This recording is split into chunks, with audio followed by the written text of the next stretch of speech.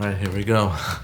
I'm here recording with Blackmagic right now, and I'm gonna say goodbye to the studio. Now, I've had this studio for a couple years, and now it's time to say goodbye and start this channel off right. Granted, it's not exactly the cleanest studio. I'll zoom out a little bit. It's kind of a mess right now, and that's partially to blame because I'm trying to organize everything and see where I'm gonna do or take everything, but also because I'm having a nostalgic rip not wanting to say goodbye. But here's the plan. We're moving to a new studio, and I'd just like to flick my fingers and say, future me. And it turns out that the move went just fine. A lot of struggle, and it took a while to do, but the move went just fine. Couple of hitches, stuff breaks when you move eventually, but that's for another tale. Anyway, things are good, but let's get back to past me and see what happens. I gotta start from scratch first. So, you know what? Something I never gave you guys was a quick tour of what the studio's like. Now, let me loosen the camera up a little bit here. From this side of the studio, I had pretty much my computer editing laptop set up, and I had microphones down in that lower section right here, like microphones, and then actually I had some virtual reality stuff here. But over here I have my computer, ton of hard drives. Again, it's a mess compared to what I used to have it. Then a soundbar system right there. Behind me was the classic green screen that I always used, and it was fun to use. So green screen, then what you could see right there is I had a Zoom H4n that I would actually record to and connect my Rode VideoMic Pro to, and I just kind of point it down. I also did voiceovers with the Zoom H4n. Now that thing right behind me is a light that's 500 watts that reflects up onto the ceiling and then would come down.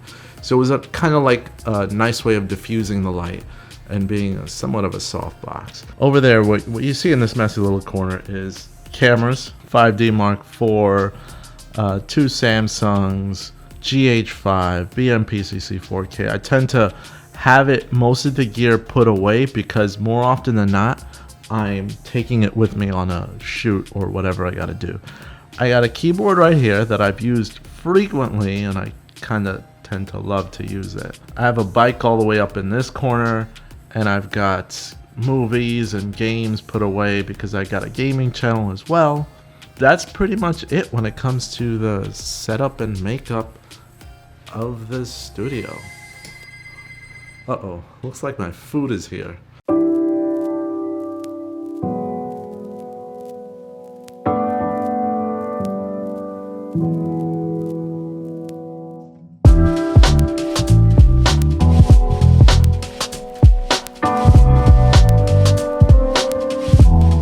And it's almost done. Ready to see you in the new studio? This place is gone. Here goes the move. Let's see. So why am I doing all this? Well, basically, I'm doing this because I'm looking to move to save money. Filming is an expensive industry to be involved in. So when you film, you want to make sure that you're using your money effectively. But paying too much for any equipment isn't worth it if you don't know how to use it right. What I mean? Let me tell you. Alright, so what do I mean by that? What I mean is basically that content that I produced based off of back then when I started my channel with the 6D and the NX1, they were good quality content, but it wasn't the best that I could possibly do until I learned how to better use the equipment. And that was based off of learning from other YouTubers, learning from the comments from you guys, and just practicing and constantly working with the equipment I had. Even on a cell phone, you can get pretty good quality content. All you really need is a know-how, and with that, you can actually produce everything. But right now, I gotta use my know-how to move out of here. See you guys later. So this episode is basically revolving around moving. While moving, I was talking about the fact that filming with a lot of expensive equipment was never something I felt was more important than knowledge and talent. If you don't find a way to learn your craft and work with what you have, no matter how cheap it may seem, filming with expensive equipment can be disastrous. The other week I filmed with my phone, and though a side-by-side comparison with 5D versus the phone would show a few downgrades in quality. Watching the video single-handedly would be nearly impossible to tell the difference or to tell that you are actually filming on a phone. More expensive equipment doesn't mean better quality either. This video was shot on a DSLR and does not demonstrate better quality. It wasn't until I learned what to do with the equipment I already had that my filmmaking quality was able to improve. And I never stopped learning. That's why with this move, and after tearing down my studio, I want to focus on what we care about. Sure, cameras and videos is what I care about, but also the fact that we need to save money or at least cut our budget while doing it.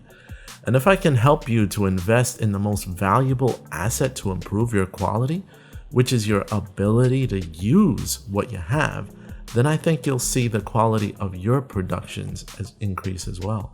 So with all that in mind, and with this new place, things are changing. One of which is him. What's up?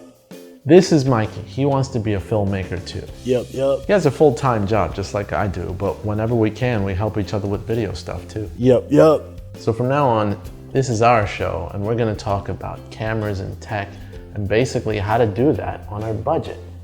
And most important, above everything else, is improve your knowledge. Yo. Yeah, what? Don't you have work? Yeah, I know. But before we get into that, let me know what you guys think on this format before I get out of here. And as always, like, share, and you can make my day if you subscribe today. This is Magnus, and I'm out. A little rusty. Bye, Magnus. Dude makes me laugh.